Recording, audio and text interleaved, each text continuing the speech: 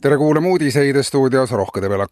Regionaal- ja Põllumajandusministeerium annab veel kord teada, et tasuta bussisõit pensionäridele ja kooliõpilastele võib peagi lõppeda. Põhjuseks toodi asjaolu, et inimestele tegelikult meeldib maksta. Ministri sõnul annab pileti ostmine inimesele eneseväärikuse, sest tasuta sõit võib tekitada ebamugava tunde, nagu ühiskond arvaks, et inimene ei saa ise hakkama. Minister selgitas, et maksmine paneb inimese end paremini tundma, kuna ta ei ole enam vaene. Eksperdid lisavad veel, et eriti hästi mõjub see pensionäridele, kes saavad nüüd bussisõidu eest makstes taas tunda, et nad on osa töötavast ühiskonnast. Järgmise sammuna kaalub valitsuse tasuta asjade üldist kaotamist, et inimesed saaksid igapäevaselt senisest enam kogeda hakkama saamisest tulenevat rahulolu.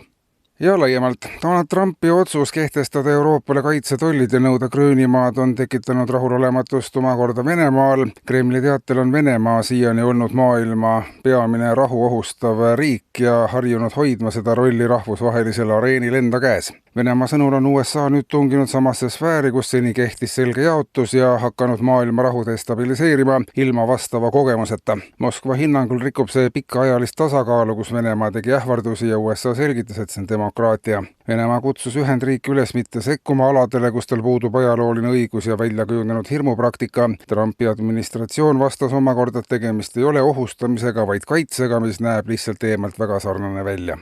Ja tagasi Eestisse. Valitsus on välja töötanud nõuannete paketi inimestele, kelle palgast ei jätku enam vajaminevate kulutuste katmiseks. Nõuandeid ja näpunäiteid on üle 200. Peamine nõuanne on, et kui raha vajamineva jaoks enam ei jagu, siis tuleks see kulutada sellele, mida ei ole vaja. Selliseid asju, mida inimesel ei ole vaja, ostabki ta vähe ja nii jagub palgast lahedalt kuni järgmise palgapäevani. Vajaminevate asjade soetamine käib varsti tõesti üle jõu enamikul elanikkonnast ja suhtumisest tulebki teha otsustav muutus kogu ühiskonnal.